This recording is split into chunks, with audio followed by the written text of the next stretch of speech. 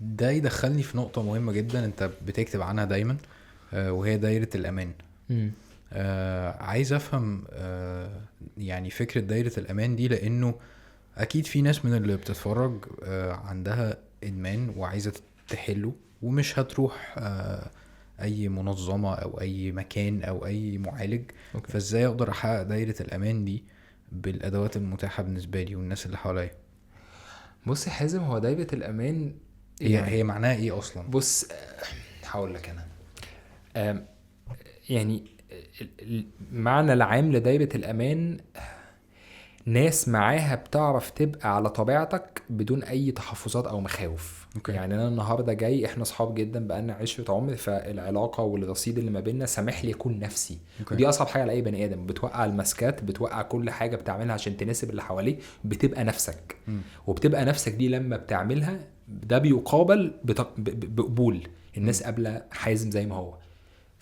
فانت مرتاح، فانت حاسس انك سكيور، انت مفيش تهديد. العلاقات السامة اللي انت فيها لما بتبقى نفسك للأسف ده بيقابل بردود فعل بتخليك ترجع لوضعية الدفاع تاني. بتتعلم انك طبعا. لازم احط ماسك، او لازم ارضي او اعمل اللي يعجب الطرف التاني علشان استمر. لكن القبول الغير مشروط ان انا حبك علشانك، علشان جوهرك، وانت حبيبني عشان جوهرني. فممكن الجوهر يتلطخ بس انت شايفه لسه، حلو جدا. الدنيا تبوظ بس انت شايف اصلي.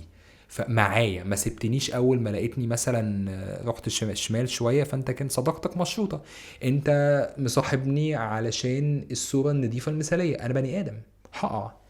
فانت شفت ده، لا انت قابلني، انت عايز تشدني، انت بتقول انا عارف انك مش كده، تقوم تاني. طب ايه اللي وقعك؟ طب كذا. ده الامان. كلنا محتاجين ده حتى لو احنا ما عندناش طبعا. مشكلة إدمانية. بص اصل هو النقطه يعني ساعات كده براقب يعني.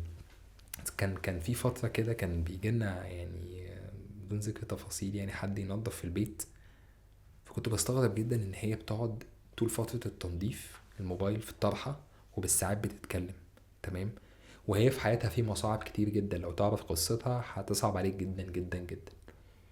فدايما في ناس مننا بيكون في حاجة في حياتها بتسندها، فهي بتستقي. يعني هي ممكن تكون الدنيا بايظة كلها وفي تشالنجز بنت لذينة في حياتها، بس العلاقة الحميمية اللي ما بين أختها ولا بنت خالتها ولا صاحبتها اللي بتقعد بالساعات تفضفض فبتطلع كل اللي جوه، فمهما دخل من صعوبات بيطلع، دي بتسند، دي دايرة الأمان بالنسبة لها. فدايرة الأمان في ناس عاملة ده باحترافية في حياتها، بس هي مش مدياله الليبل ده، مش مشكلة، بس هو ده حاصل عندها. اوكي. إن في علاقة صحية سنداني، بعرف أبقى فيها نفسي، فبشبع احتياجاتي بشكل صحي، فما بحتاجش اروح لبورن او لان انا خلاص انا مقبول. لكن التشالنج دايما بيكون فين؟ التشالنج لما يبقى كل اللي في حياتك قبلك باللي شايفه منك، ومش هيقبلك لو شايف اللي انت شايفه حياتك. يعني انت لو حد من صحابك اكتشف انك بتتفرج على بورن، هو مثلا ده بالنسبه له شيء غير مقبول اطلاقا، تمام، ممكن ما يصاحبكش تاني.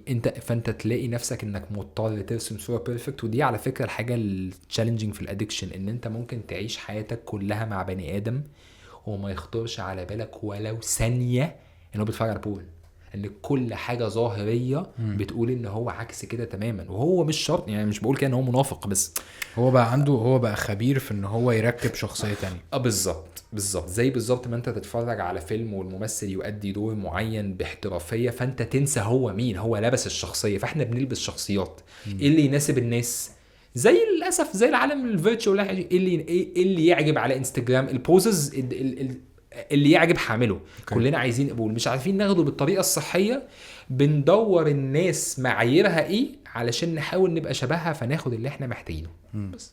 نايس. دي حاجة تخليني اوجه الكلام دوت للناس اللي عندهم حد مدمن في حياتهم. لازم يلاقي شخص يسنده. فلو انت بقيت الشخص ده، فانت لازم تبقى عارف او متوقع ان انت هتشوف حاجات مقرفة جدا ليك، وهتشوف حاجات تهزك، وهتشوف حاجات تشالنجينج جدا ليك. بس انت ما ينفعش تجزع من ده، لان الشخص ده وثق فيك، وانت دلوقتي بقى عندك القدرة انك تأذيه اكتر. صح، حقيقي جدا حقيقي جدا.